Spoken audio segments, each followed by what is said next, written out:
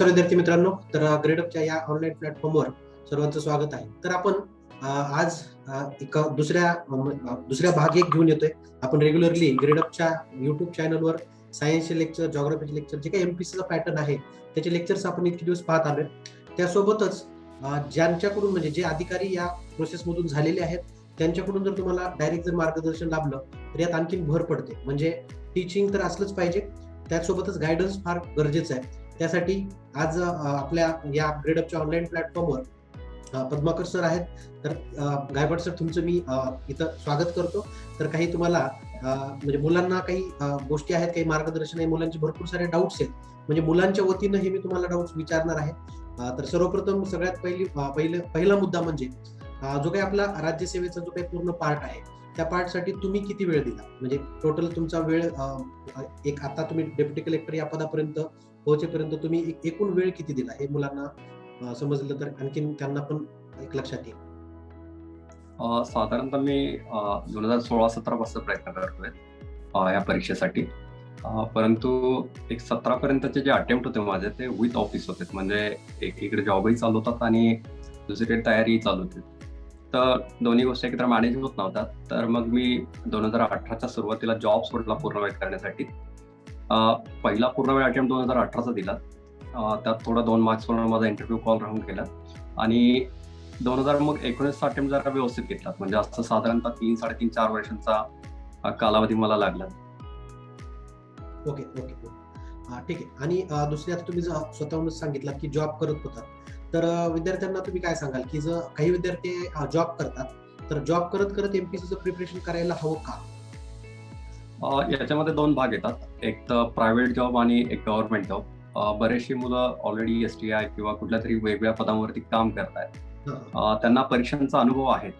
अशा मुलांसाठी काय असतं की त्यांना बरंचसं एक्सपोजर असतात आणि जॉब करून बरेचसे मॅनेज करणारे लोकही आहेत.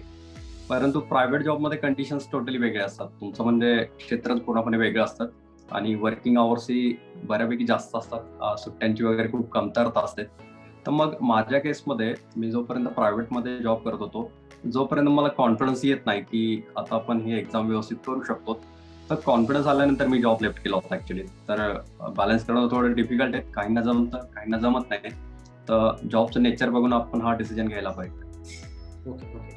आणि सर, सध्या म्हणजे चर्चेतला मुद्दा म्हणजे की एमपीसीचं जे काही सध्या वातावरण झालेलं आहे बऱ्यापैकी, म्हणजे नियुक्त्या असतील किंवा इतर पोस्ट असतील किंवा कोविडमुळे बऱ्याच पूर्वपरीक्षा झाल्यात, त्याचे मेन्स राहिल्या, तर अशी परिस्थिती असताना बऱ्याच आता चर्चेचे मुद्दे आहेत. बरेच मोठी लोक या बोलतात की एमपीसी करताना प्लॅन बी असावा.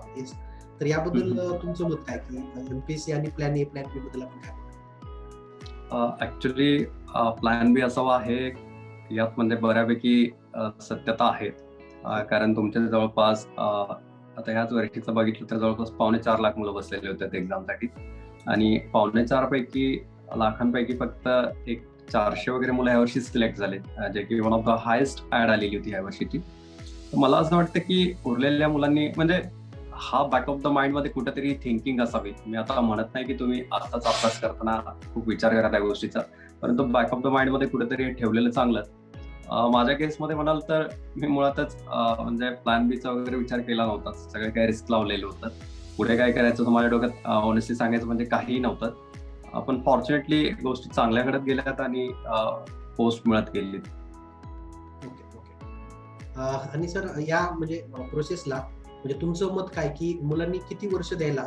म्हणजे बऱ्याच वेळेस काय होतं की बरीच मुलं आपण पाहतो, आता मी जवळपास 2013 पासून या क्षेत्रात आहे, तर बरीच मुलं बराच काळ देतात. मग त्यांनी कुठं थांबायला हवं आणि कुठं सुरुवात करायला? म्हणजे सुरुवात आणि थांबणे याचा 2 उद्देश असा की याच्यात एज पण आला, माझ्या प्रश्नामध्ये दोन्ही गोष्टी आल्या, एज पण आलं आणि दुसरं म्हणजे नंबर ऑफ इयर पण आहे. तर याबद्दल तुमचं मत काय सर?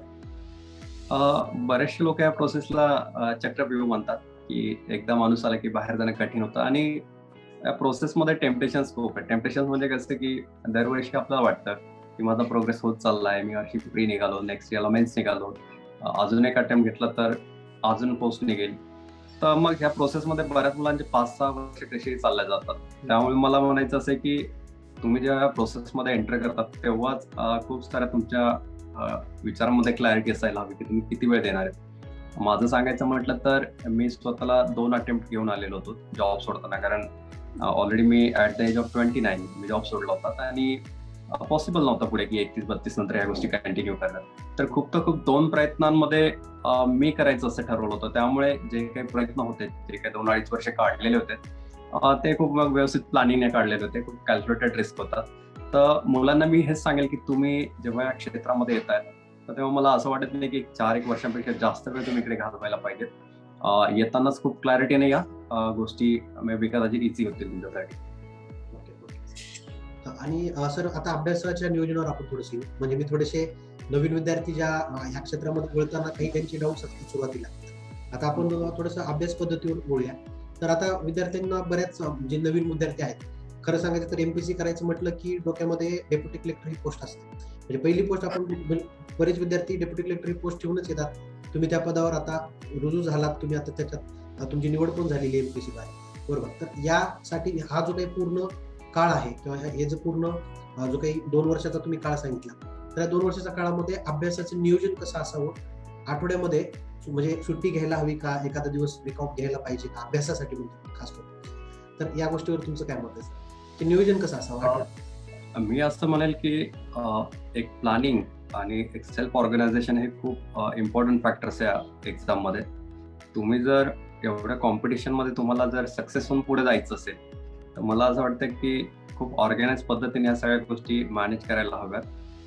आता प्लॅनिंग कसं करायचं हे खूप हा इंडिव्हिज्युअल लेवलचा मुद्दा आहे, की म्हणजे समजा तुम्ही एक्झाम द्यायचं ठरवलं तर सर्वात पहिली गोष्ट ही येते की तुमचं सध्याचं कॉम्पिटन्स लेवल काय आहे, म्हणजे तुमचं सध्याचं प्रिपरेशन लेवल काय आहे. हे तुम्हाला पेपर बघितल्यावर लक्षात येतं की चला मला एवढी तयारी करायची आहे. तर मग त्या लागणाऱ्या तयारीवरनं ऍक्च्युली पहिलं सक्सेस इथंच असतं माणसाचं कॉम्पिटेटिव्ह एक्झाम्स मध्ये, की मला ऍक्च्युली किती अंतर गाठायचंय.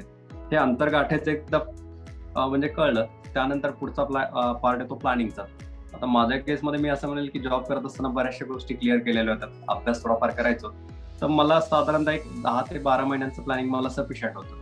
तुम्ही अगदीच नवीन असाल, रेफरन्सेस वगैरे वाचून झालेले नाहीये, मी म्हणाल की तुम्ही 1.5-1 वर्षाचे प्लॅनिंग करू शकतात. सो इट्स ऑल अबाउट काय म्हणतात इंडिव्हिज्युअल लेवलचं जे प्रिपरेशन असेल त्याविषयी. आणि सुट्टीचं म्हणाल तर मी मॅरिड होतो त्यामुळे सुट्टी कंपल्सरी होती. मी संडेला यायचो नाही तिकडे अभ्यासिकेमध्ये. 5.5-6 दिवसांचाच माझा प्लॅन असायचा. तुम्ही मॅरिड नसेल तर मी म्हणेल की थोडंसं स्वतःला ब्रेक दिला पाहिजे. कन्स्ट्रक्टिव्ह ब्रेक दिला तर कधीही चांगलं. त्यामुळे परत आपण रिलॅक्स होतो, रिफ्रेश होतो आणि पुन्हा कामाला लागतो. नाहीतर होतं असं की खूप स्वतःला ओढलं तर कुठेतरी फॅटिग येतो आणि मग या प्रोसेसचा कंटाळा यायला लागतो. आता हे झालं अभ्यासाच्या सुरुवातीच्या नियोजनामध्ये. तर आता पूर्व परीक्षा, मुख्य परीक्षा हे 2 मेन फेज आहेत आपल्या राज्यसेवा असेल किंवा कंबाईन असेल. तर याच्यामध्ये विद्यार्थी बरेच वेळेस काही शिक्षक लोक किंवा असतील किंवा क्लासेस असतील, बरेच जण म्हणतात की सुरुवातीला मेन्सचा अभ्यास सुरू करायला पाहिजे, मुख्य परीक्षा सुरू करायला पाहिजे, त्याच्यानंतर पूर्व परीक्षा हातात घ्यायला पाहिजे. तर यावर तुमचं मत काय, की आता तुम्ही स्वतः त्या फेज मधून गेलात आणि तुम्ही जे काही यश म्हणतो आपण ह्या फील्ड मधलं, त्या यशाला तुम्ही गेलेला तिथपर्यंत गेलेला आहात. तुमच्याकडून मुलांना ऐकलं आहोत एक्झॅक्टली सुरुवातीला प्री सुरू करायचं, मेन सुरू करायचं का आपण सब्जेक्ट वाईज जायचं स्पेशल? मी असं म्हणेल की यामध्ये पण आपण 2 भागांमध्ये गोष्टी पाहायला पाहिजेत. ज्या लोकांनी आधी मेन्स वगैरे दिलेल्या आहेत, ज्यांना एक्सपिरियन्स आहे मेन्सचा, तर त्या लोकांनी ऍटलिस्ट जीएसचे 2 विषय आणि शक्य झाल्यास इंग्लिश मराठी ऑब्जेक्टिव्ह हे प्रीच्या आधी प्रिपेअर केलेले कधीही चांगले. त्या लोकांनी अशा अप्रोचने गेलेलं कधीही चांगलं. परंतु जे नव्याने देत आहेत, ज्यांचे पहिले दुसरे अटेम्प्ट आहेत परंतु अजून मेन्सला गेलेले आहे, तर त्या लोकांनी तुम्ही जर प्री आणि मेन्सचा सिलेबस बघितला तर बऱ्याचशा गोष्टी ओव्हरलॅपिंग आहेत. अगदी 50-60% सिलेबस हा ओव्हरलॅपिंग आहे. तर अशा विद्यार्थ्यांनी ह्या सिलेबसवर फोकस केलेलं कधीही चांगलं. म्हणजे होतं काय की इन केस तुम्ही प्री राहून गेला किंवा प्री झालं नाही तर तुमचा तो एरिया चांगला झालेला असतो, जो की तुम्ही कंबाईनलाही वापरू शकता. तर हा पुन्हा प्रश्न तिथंच येतो की तुमचे अटेम्प्ट, तुमचे लेवल ऑफ प्रिपरेशन, तुम्ही स्टार्ट कधी गेले, ह्या सगळ्या गोष्टी कन्सिडर करून हे करणे. तुम्ही जर one size fit for all ह्या अप्रोचनी जर गेलात किंवा एखादा व्यक्ती काय सांगतोय त्याला काय वर्क केलं त्याच्यासाठी हे जर तुम्ही स्वतःसाठी वापरायला गेले तर कदाचित तुम्ही फेल व्हाल. त्यापेक्षा मग हा अप्रोच चांगला की तुमचं सध्याचं काय आहे. म्हणजे पुन्हा तोच पॉइंट आहे की तुम्ही एकदा स्वतःच बघा आणि त्यानुसार डिसिजन घ्या. ओके. आणि दुसरा प्रश्न तो म्हणजे कंबाईन आणि राज्यसेवा, आता हे 2 मेन एक्झाम आहेत याच्या आपल्या एमपीसी अंतर्गत. तर हे सायमल्टेनियस स्टडी करायला हवी का, की काही विद्यार्थी फक्त राज्यसेवा करतात, काही कंबाईन. आता आपल्याला माहिती आहे की सिलेबस तुम्ही परत एकदा हेच म्हटलात, जसं प्री आणि मेन्सचा सिलेबस ओव्हरलॅपिंग आहे तसंच कंबाईन आणि राज्यसेवेचा सुद्धा आहे. परंतु येस.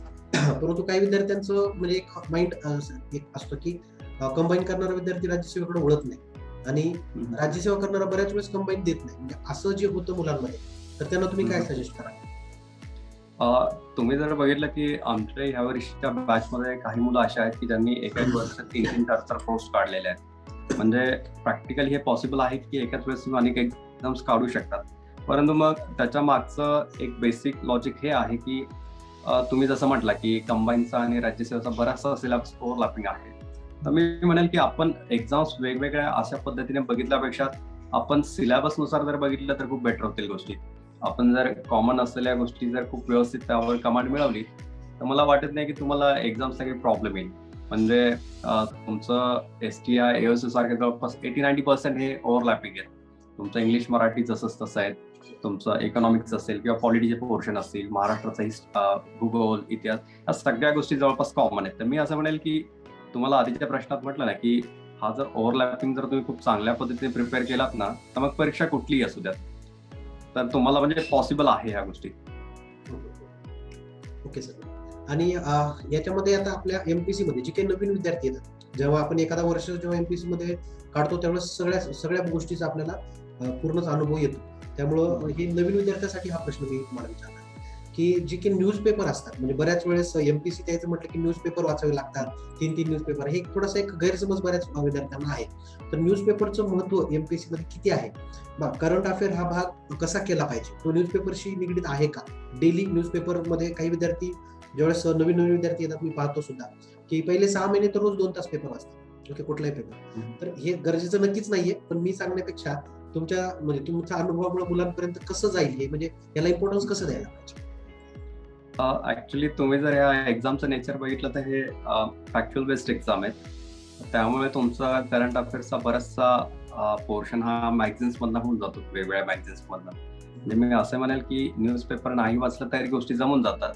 परंतु न्यूजपेपर का वाचायचं आहे थोडंसं सांगतो. म्हणजे तुम्ही तयारी करत असताना अर्धा पाऊण तास एका वेळी नजर टाकून घेऊ शकता. त्याचं रिझन असं की आपण जे कोर नॉलेज आहे जे पुस्तकांमधनं घेतो ते तर आपल्याला मिळून जातात जस्ट रेफरन्स बुक्स मधनं. परंतु जे पेरिफेरल नॉलेज म्हणतात, जसं तुमचं पुढे इंटरव्ह्यूला कामाला येईल किंवा तुमच्या डिस्क्रिप्टिव्हच्या पेपरला कामाला येईल किंवा जे एक ओव्हरऑल पर्सनॅलिटीमध्ये एनरिचमेंट होण्यासाठी ज्या गोष्टी लागतात त्या तुम्हाला न्यूजपेपरमधनं कुठेतरी मिळतात. म्हणजे तुम्ही जर परीक्षेच्या सोयीने बघितलं तर मी म्हणेल की न्यूजपेपर कामाचा नाहीये. पण एक ओव्हरऑल प्रोसेसच्या दृष्टीने आपण बघितलं की तुम्हाला एनरिच व्हायचं आहे, भरपूर गोष्टी माहिती करून घ्यायच्या आहेत, तर त्या गोष्टीसाठी मला वाटतं की न्यूजपेपर वाचायला पाहिजे ऍज अन ऑफिसर म्हणून. तुम्हाला फक्त परीक्षेशीच घेणं देणं असेल, पासच व्हायचं, मी म्हणेल की मॅगझिन आणून वाचून काढा. तुम्ही गेल्या 2 वर्षांचे करंट अफेअर्स आठवडाभरात वाचून काढू शकतात. न्यूजपेपरला हात न लावता तुम्ही पास होऊ शकता. परंतु मग थोडंसं ते मला करेक्ट वाटत नाही तो अप्रोच. पण बरीच मुलं त्यात वेळ खूप टाकतात.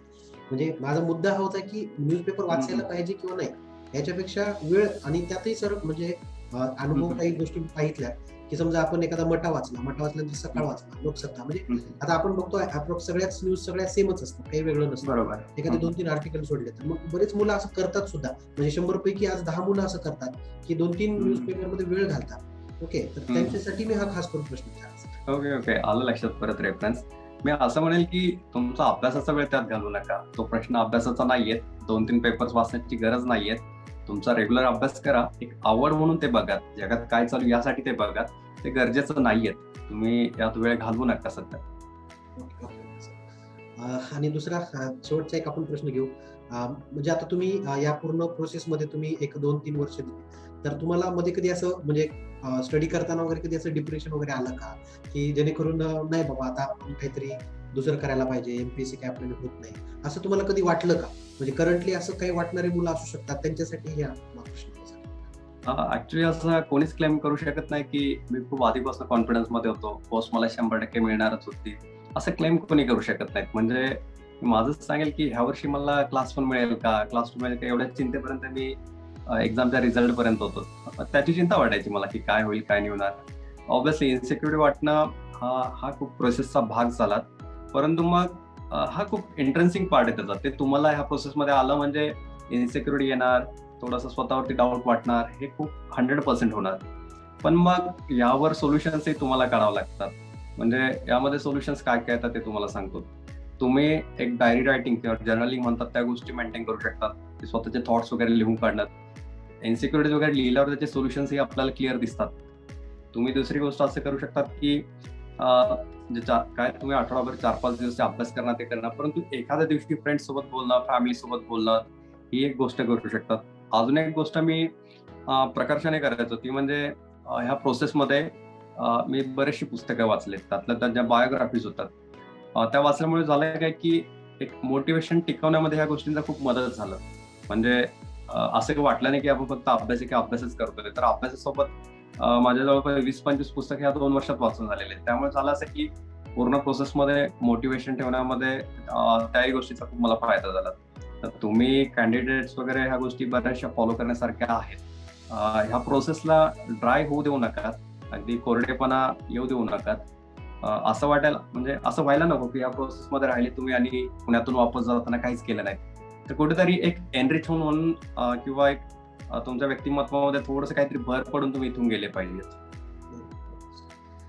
सर दुसरा प्रश्न पुढचा, नोट्स बद्दल तुमचं मत काय, की नोट्स मुलांनी काढायला पाहिजे नवीन विद्यार्थ्यांसाठी खास करून, जे की आता नवीन स्टडी करतायत. ओके, तर यांनी नोट्स काढायला पाहिजे का, आणि नोट्स काढण्याची पद्धत कशी असावी? म्हणजे बऱ्याच वेळेस काय होतं की काही मुलं असं ऐकतात की फर्स्ट रिडिंग फक्त रिडिंग केलं पाहिजे, फर्स्ट रिडिंगला नोट्स काढायची गरज नाही, पहिल्या वेळेस हायलाइट सुद्धा करायची गरज नाही. असं काही वेगवेगळे असे काही हे आहेत, म्हणजे मुद्दे आहेत. प्रत्येक जण वेगवेगळ्या आपापल्या पद्धतीने सांगतात, परंतु तुम्ही काय केलं होतं आणि मुलांना तुम्ही काय सजेस्ट करा? तुम्ही जर एक लॉजिकल वेनी जर ह्या गोष्टींकडे बघितलं ना, तर मी असं म्हणेल की पहिली प्रोसेस जी असेल तुमच्या अभ्यासाला, ते ऑब्व्हियसली विषयांचं अंडरस्टँडिंग असेल. इन लाईट, कशाच्या लाईटमध्ये, तर जुने क्वेश्चन्स आणि सिलेबस या दोघांच्या रेफरन्सने सब्जेक्ट समजून घेणं ऑब्व्हियसली पहिली स्टेज आहे. या स्टेजमध्ये तुम्ही रीड करतात, इट्स नॅचरल.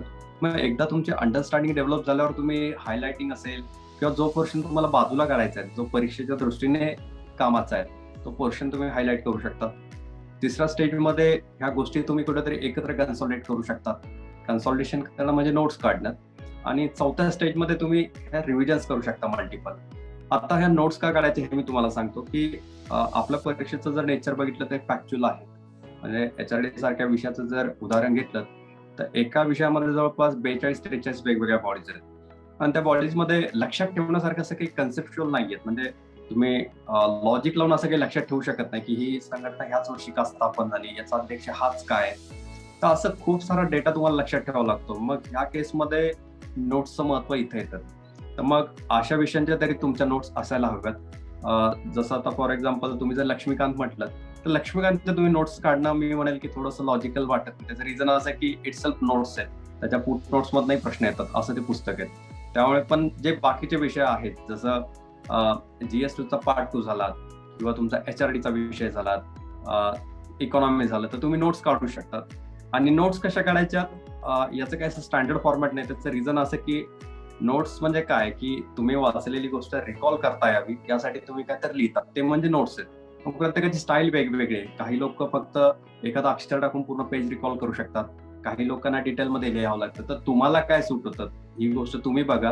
परंतु मी म्हणेल की काही महत्वाच्या पोर्शनसाठी नोट्स मस्ट आहेत. आणि ह्या परीक्षेमधलं जे सक्सेस आहेत, तुम्हाला चांगले मार्क्स घ्यायचे असेल तर त्यासाठी मल्टिपल रिव्हिजन्स गरजेचे आहेत. आणि तुम्ही जर एखाद्या समजा आता GS1चं मटेरियल बघितलं तर तुम्ही हिस्ट्रीसाठी 3-4 पुस्तकं वापरतात, जिओग्राफीसाठी 3-4 पुस्तकं आहे, एन्व्हायरमेंटसाठी 1 आहेत, ॲग्रीसाठी 1 आहे. 6-7 पुस्तकांची रिव्हिजन तुम्ही एका दिवसात नाही करू शकत शेवटी.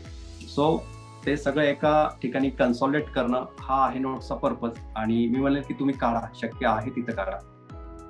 ओके सर, आताच तुम्ही तुमच्याच सांगण्यावरून एक प्रश्न मला निर्माण झाला की नंबर ऑफ बुक्स, म्हणजे हा एक अत्यंत महत्वाचा प्रश्न MPSC मध्ये. बुक्सची कमी नाहीये, खूप सारं मोठं मार्केट आहे MPSCच्या बुक्सचं. तर मुलांनी आता फॉर एक्झाम्पल आपण GS 1, 2, 3, 4 म्हणा किंवा पूर्व परीक्षेचा विषय नाही, तर समजा विज्ञान आहे किंवा इतिहास आहे, भूगोल, तर कुठलाही सब्जेक्ट, समजा महाराष्ट्राचा इतिहास आहे, तर महाराष्ट्राच्या इतिहासासाठी किती पुस्तकं वाचायला पाहिजे, नंबर ऑफ बुक्स? एका विषयाला एकच पुस्तक वाचावं की मल्टिपल पुस्तक वाचलेलंच फायदेशीर असतं, म्हणजे नंबर त्याचा काय असला पाहिजे? आता या गोष्टीला 2-3 प्रकारे आपण बघू शकतो की उपलब्ध असला वेळ आणि विषयाचं स्वरूप. आता माझं सांगायचं झालं, समजा आपण हिस्ट्रीचं उदाहरण घेऊया, तर हिस्ट्री हा खूप डायनॅमिक स्वरूपाचा विषय आहे. बरोबर. म्हणजे माझं BA हिस्ट्रीमध्ये झालेलं आहे. माझं UPSC ला ऑप्शनल हिस्ट्री होतात. 2दा-3दा मी ऑप्शनल घेऊन दिलेली आहे. परंतु कधी कधी होतं असं ना की एवढा अभ्यास असताना तुम्हाला 60 पैकी 20-25 पडतात, 15ही पडतात कधी कधी. आणि कधी कधी अशी गोष्ट होती की तुम्ही तात्यांचा ठोकळा वाचून जा किंवा एखादं पुस्तक वाचून जा, तिथं तुम्हाला 35-40 येतात. तर अशा नेचरच्या विषयांमध्ये तुम्ही एक काम करू शकता की कुठलं तरी एक बेस बुक पकडून तो सिलेबस व्यवस्थित कव्हर करून तिथं थांबवू शकतात आणि त्याला मल्टिपल रिव्हिजन देऊ शकतात. तर अशा केसमध्ये तुम्ही एखादं पुस्तक वापरलं तरी ठीक आहे. पण आता समजा तुम्ही जर ह्या वर्षीची गोष्ट घेतली, ह्या वर्षी मुलांना खूप वेळ मिळाला, जवळपास 1.5-2 वर्ष मिळालेले आहेत. तर मग तुम्ही प्रत्येक सिलेबस एकदा बेस बुक मधनं पूर्ण केल्यानंतर तुम्हाला वेळ भरपूर होतात. तर मग अशा केसमध्ये तुम्ही मल्टिपल पुस्तकं वापरू शकतात जर वेळ असेल तर. परंतु मी असं म्हणेल की नॉर्मल सिनेरिओमध्ये जर वर्षभरात जर तुमच्या एक्झाम्स होत असतील तर मी म्हणेल की एक बेस बुक आणि खूप तर खूप एखादा ऍडिशनल सोर्स व्हॅल्यू ऍडिशनसाठी. जास्त खूप डीपली जाऊ नका, कारण कुठेतरी प्रिपरेशन थांबून तुम्हाला रिव्हिजन आणि प्रॅक्टिस या गोष्टी सुरू कराव्या लागतात.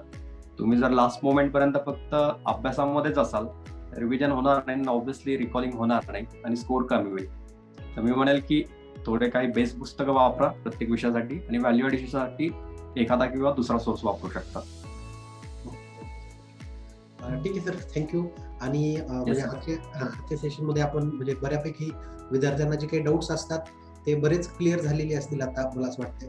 आणि परत एकदा आपण जेव्हा कधी आपल्याला परत विद्यार्थ्यांची मला डाऊट्स येतील, परत एकदा तुम्ही विद्यार्थ्यांचे नक्की सर. सॉल्व्ह करायला नक्की येताल.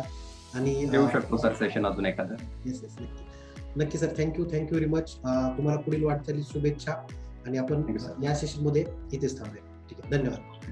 Thank you sir. थँक्यू.